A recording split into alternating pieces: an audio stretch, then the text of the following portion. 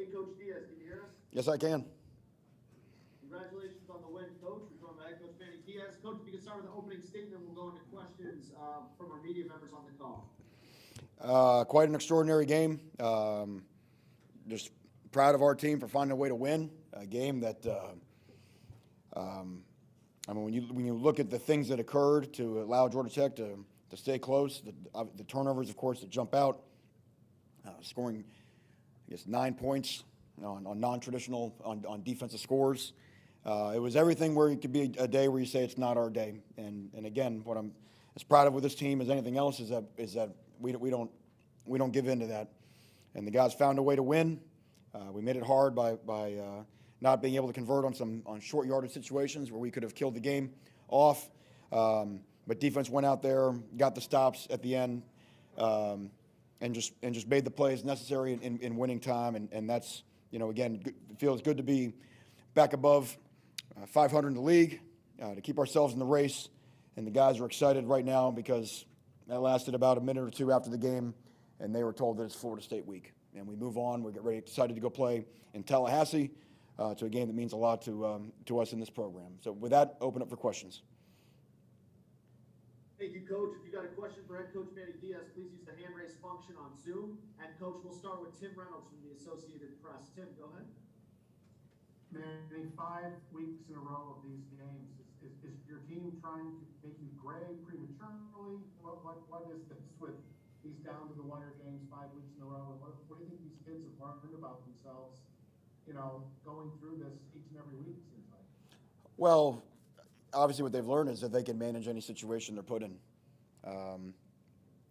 Certainly we had been phenomenal at protecting the football, and when you think about fumbles, leading up to this game, and then boy, they came in bunches there, and obviously the one that gets returned back for a touchdown is just vital.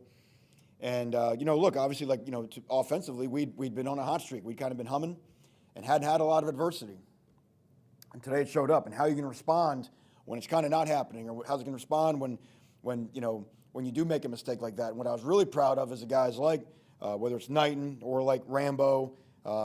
They came back and they made plays, because again, guys can get jarred up, they can get off their game. They came right back out there, made big plays, crucial plays for us to win.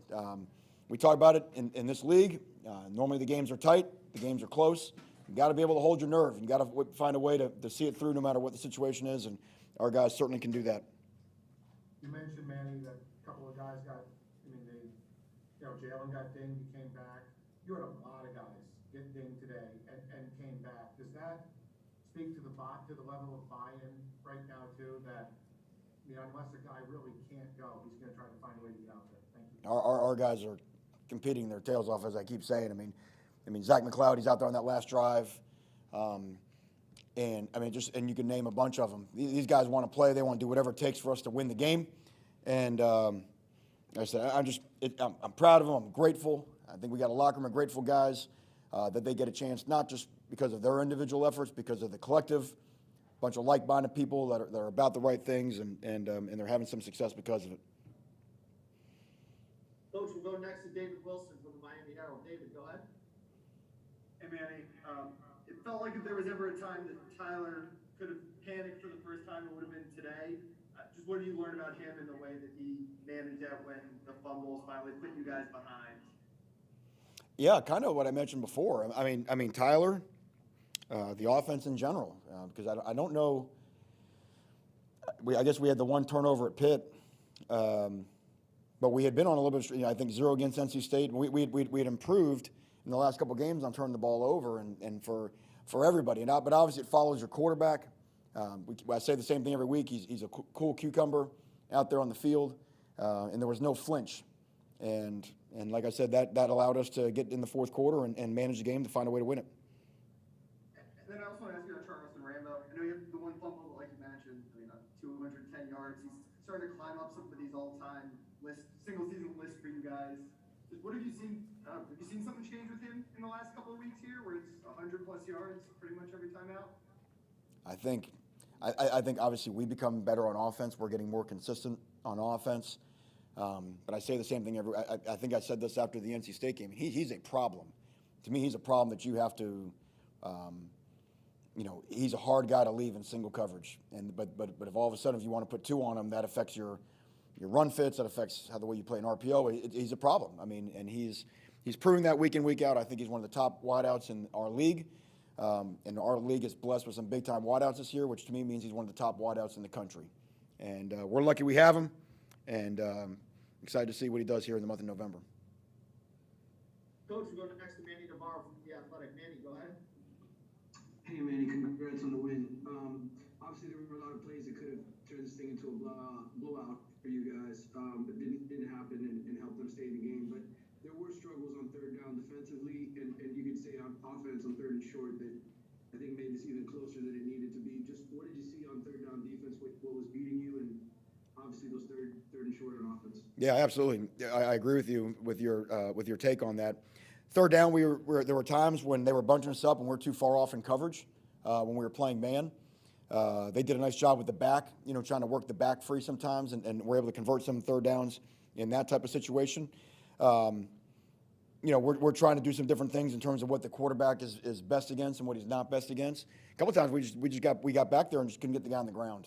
So yes, I'm with you on that. I think we 8 for 20 is, to me, too many conversions, especially considering where they had been going in.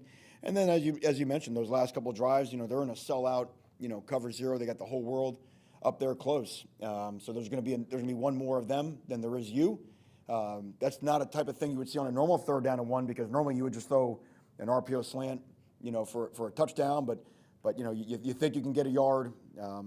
We were obviously disappointed to not be able to do that 3 times. That'll be a big point of emphasis this week in practice to make sure that we have a plan to get a yard when the yard's required, because we could have taken a knee on that last one had we just gotten the ball 36 inches. Coach, we've got a few more for you. We'll go first to Kobe Price from the Sun Sentinel. Kobe, go ahead. Hey man, Avante had that interception, I believe, in the first half. And I think he also had that big tackle on special teams so they ended the game, I guess. What have you seen of him in recent weeks, and just how good is it for him to have this kind of game? Yeah, he's getting more comfortable with the assignments. Had him out there on the third down stuff, was able to play some normal down deal and just get in the flow. I mean, it was actually kind of crazy that last. The last drive of the game, you look back in the secondary and you got some guys deep, and you look across the board, and I think we have 3 true freshmen standing there. You're like, holy cow! I mean, this is it, man. I mean, make sure that we're going the right way with the coverage. It's a little exciting, but it was great to see Tay make a play. It's a play that we needed someone to make, and then, like you say, his effort and his relentlessness on teams is helping us out. And again, we don't. He's just only going to get better and better. So just proud of him, and I know he's happy to help contribute to our success today. Coach, we go next to Brian in London. Brian, go ahead. Hey, Coach, when Cam went down and Jalen took over, did you think of him as an every down back or a guy that you give 32 carries to? He's really been able to handle the load, and I just wanted to know if that was your outlook on him when he took over. That's a big number, and I think some of the fourth quarter situations maybe have dictated that. But yes, we don't look at Jalen as a gadget guy. Jalen is an every down back. I mean, to me, that's what he was at Deerfield, and he can handle it. And he does a good job of running inside and running between the tackles. And I think it was good to see Thad get in there, get some tackles, Cody some. But we're gonna have to get more production out of our depth, because that's a high workload. Last 2 for you, Coach. Go first is Susan Miller-Decker from Herald. Susan, go ahead. Hey, Manny, the 100-yard 2-point conversion, interception, defensive, whatever it's called, how weird was that for you? What was going through your head when that guy was running back? Well, a lot of things that I can't say out loud were going through my head when that was happening. But I will say this. It ended up all being for naught. But the effort, I mean, you want to talk about, I think somebody asked a question earlier. I mean, the effort of Ja'Kai Clark, Zion Nelson, even TVD laying out to try to, I mean, hey, in a game when, at what we've seen the last couple of games, every freaking point matters. And that's a 3-point turnaround. That's one or 2 in theory less for us and 2 plus for them. You saw some care. That was some real stuff, because once that guy kind of broke past the 50, you guys could have said, to heck with it, I'm not going to go I'm not gonna go chase him down. And there were a lot of tired, gassed dudes laying that end zone after the play. That was a maximum strain, and I'm proud of the guys for that. The fact that it matters that much to them, no matter what side of the ball you play on, it should disgust you when you watch somebody running towards our goal line, and I'm proud of those guys for their effort. Last one for you, Coach. We'll go back to Tim Reynolds from the AP. Tim, go ahead. I'm gonna get fined, Manny, because my hand was up erroneous, man, nothing else. There we go. Congratulations, Coach. Thanks for spending a few minutes with us today. Okay, everyone, be good.